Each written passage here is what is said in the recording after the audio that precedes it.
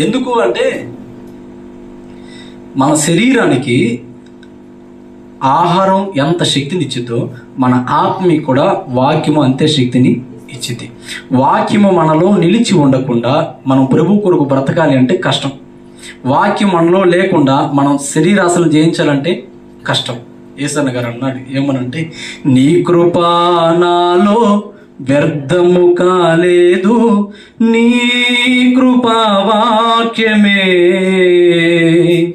చేదైన వేరు ఏదైనా నాలో మలువా నివ్వలేదులే.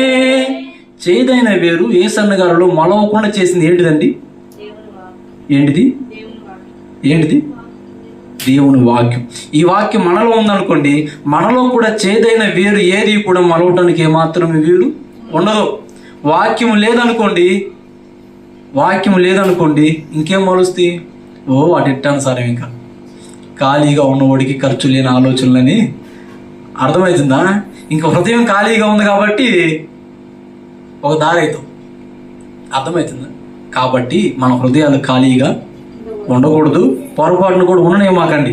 ఏదైనా ఖాళీ సమయం దొరికితే ఆదివారం రోజు దేవుడు ఏం మాట్లాడాడు అదన్నా గుర్తు తెచ్చుకోండి, లేదా వాక్యమన్నా చదవండి, లేక దేవుణ్ణి స్తుతించడం అయినా, లేక ప్రార్థన అయినా. ఇలా ఉన్నారనుకోండి ప్రభు కొరకు నిలబడతారు. లేదనుకోండి